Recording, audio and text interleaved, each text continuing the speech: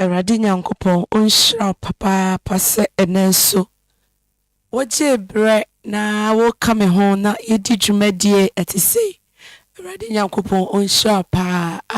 Kanokore news. Wadaroma eya na wa subscribe edi ama me papa. Pa Nyankopɔn be hyira se wo be sa edi ama me.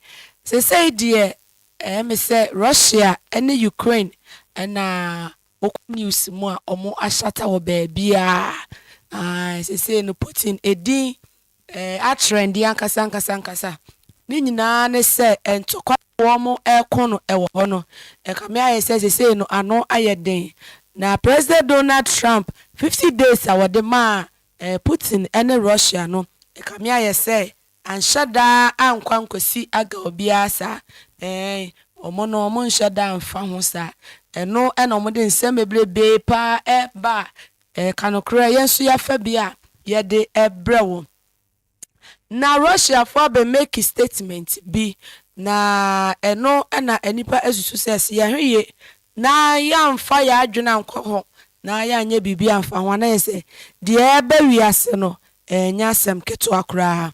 In a very warning, Russia declared it may strike NATO if NATO nations, if their weapon target Russia soil.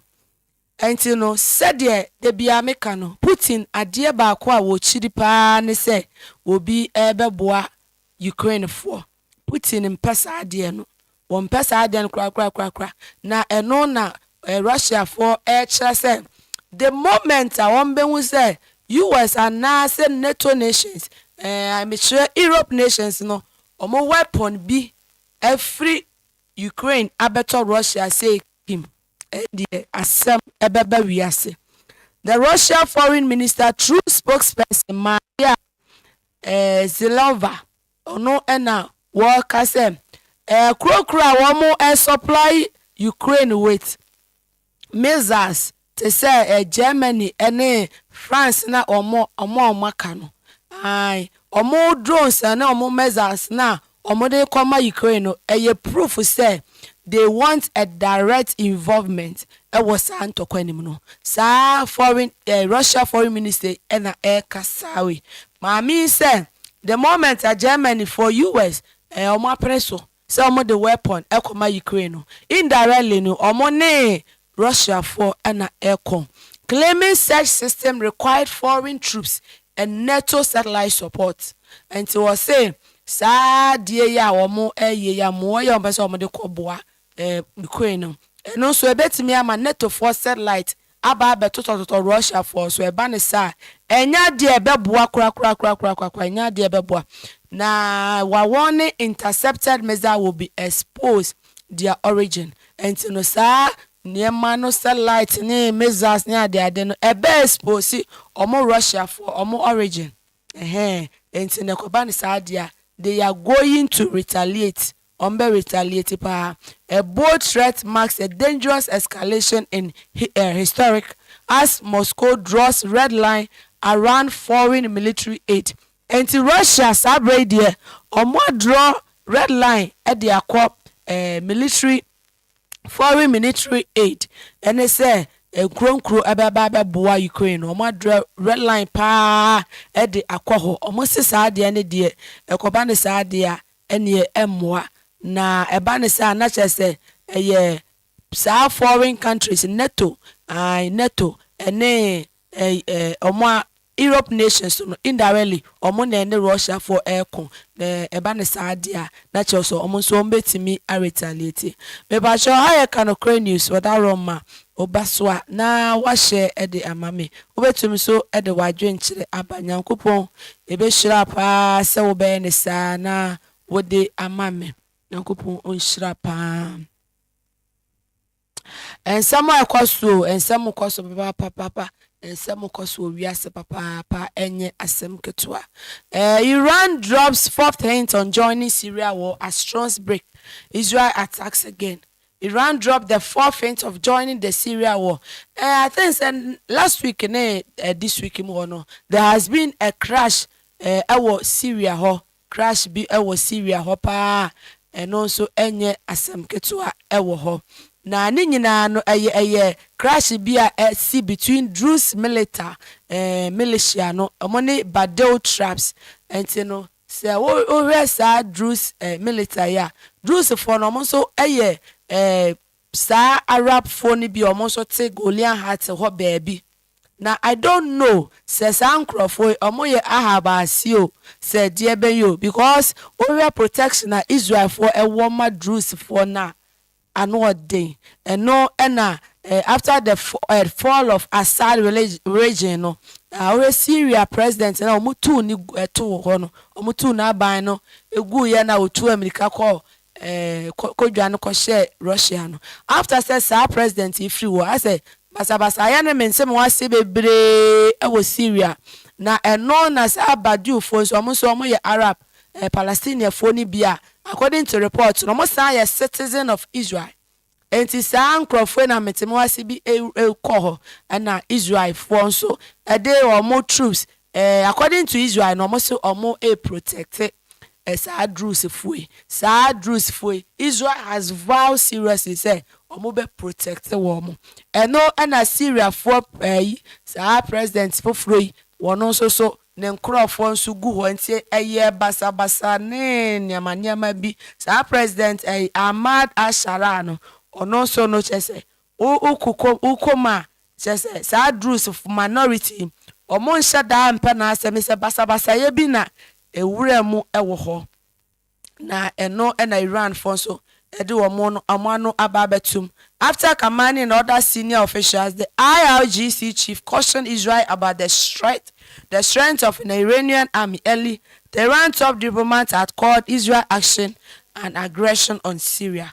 Nti no saa deɛ wei a ɛkɔ so ɛwɔ hɔ ɛna Iran fo nso ɛde wɔn ano aba abetum ɛwɔ hɔ no mu.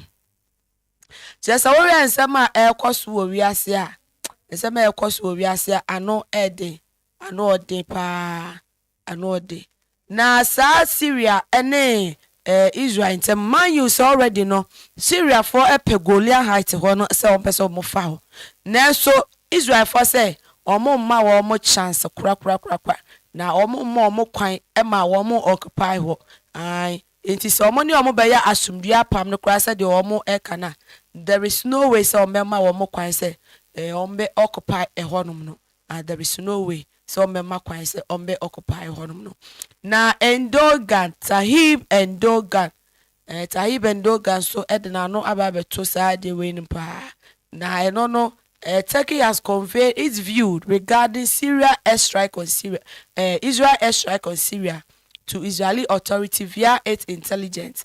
Omonso omode omano aba beto sa ensem we mu pam. Nyankopon onhyira obi said the medical kaye no. Nyankopon hyira wo se enenso oje ebre na wo hwe kanokra news. Nyankopon onhyira pa. Na Russia for so dear Mrs. said the American woman anti-dry. Russia for anti-dry cry. Now, Russia says Trump's new weapon pledge a signal for Ukraine to abandon peace talk. And same way, Papa Bakubi, ya ono so wodi Russia for akotena pa ewo Russia kronimu ono ena wode saa and same way edi aba. Both Russia, President Vladimir Putin and Trump have repeatedly cautioned over the escalation rates of the conflict, which they cast as plausible war between the world's two biggest nuclear powers. Early on Thursday, the former Russia president Dmitry I will not end a watches. Russia has no plan to attack NATO and I said Europe, but he said it should respond and if necessary launch preemptive strike if it believes the West was escalating the cast at its full scale.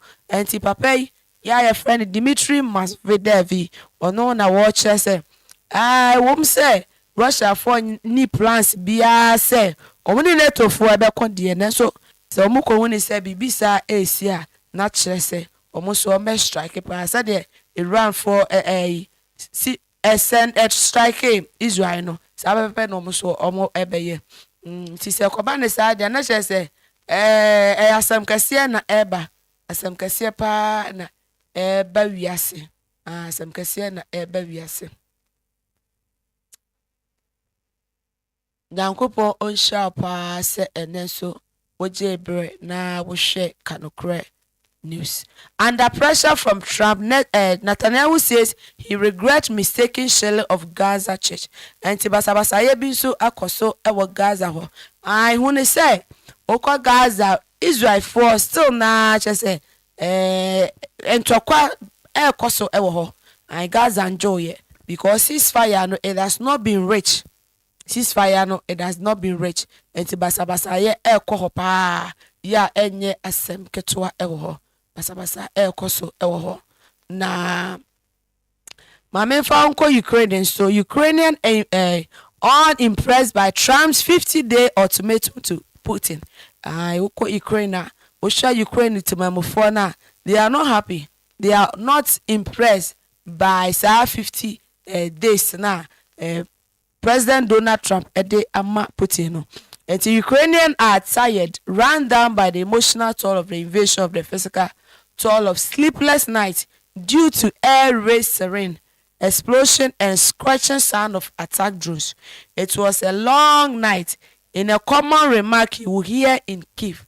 And to where you say Ukraine for air so US President Donald Trump's decision to give Russia 50 days to agree to a ceasefire or face very severe threats about 100% has not gone down well. Into omo de me hu say omo to say enka 50 days na de edoso edoso de ema Putin edoso pa de ma Putin. We will act. Kremlin warned as Moscow prepared military measures over Greenland. Greenland has emerged as the latest flashpoint geopolitical as Russia war military technical pressure. Enti enoso nsema ekoso ewo eho. Nyankopon hyira pa se enenso obeje bre na wahwe Kanokorɛ. Nyankopon hyira pa se oye ne sa ede amame. Yet was so na enona or say if tension escalates over the strategical critical Arctic island, Moscow warning follows Washington decision to shift Greenland under US Northern Command, signal its growing strategic priority with Russia Denmark security dialogue and to when soon na NSM. We hear Moscow, they are really prepared. Omo prepare kasiye pa. Omo prepare. Ni nyina say. According to Vladimir Putin, no, was this be preso kra masumdue aba. Omo ni Ukraine ntema. These are 4 places na. Omo occupy no. Omo jai edema omo Russia for. No na Zelensky so say want yase. Want yase ne. Entiasie china ontiasie ne entiasie china enti eno enede oyeye bebre pa edi oyeye bebre pa edi abe awiase flooding upon flooding flooding upon flooding flooding na ekoso pa wo baby bebre enti eno na 4 dead after heavy rain in South Korea. And this abre make us say there Oko South Korea in super yili wo ho no ma chese asese niema no eno so enye asem ketua kora ewo ho eno so nya asem ketua kora ewo ho Nyankopon hyira se enen so oje bre na wo hwe Kanokorɛ News ma me fa ba ko enka ho na yen sorry so rade Nyankopon ya adoma na wasa ehia eye da foforo Nyankopon hyira pa se obe ne sa edi amame.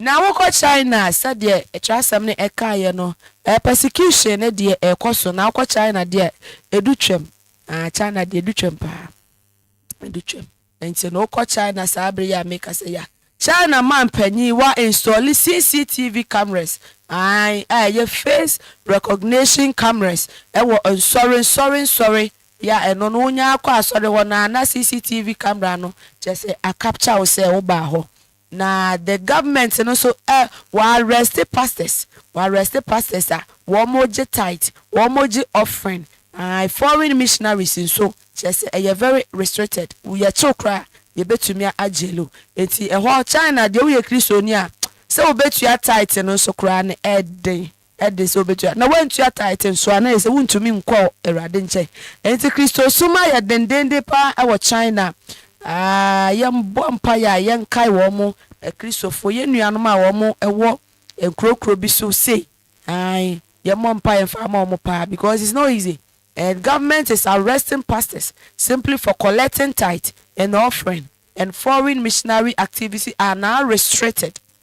However, despite the latest crackdown by Supreme Leader Xi Jinping, and so we Supreme Leader Xi Jinping, on one our church that we but any just say upon all this thing, Christians are watch China, so still now they continue to spread the gospel. Shishemu kura kyerɛ sɛ wohwɛ sɛ na China for bebree nso sakyera China for bebree sakyera nti where the more persecution ɛkɔ so no na wohwɛ a Awurade nso ɛgye ne mba efrim nti ɛno nso yɛ nsɛm a ɛkɔ so China deɛ sɛ deɛ Kristosom no ayɛ dendenden paa ɛwɔ hɔ yɛkyew paa na kyerɛ sɛ yɛ asɛm. And so still na Awurade Nyankopɔn ɔmmoa China Kristofo Awurade Nyankopɔn mbɔ China Kristofo ba Nyankopɔn ɔnhyira wo biem sɛ ɛno nso wogye brɛ na wo hwɛ Kanakra news Nyankopɔn ɔnhyira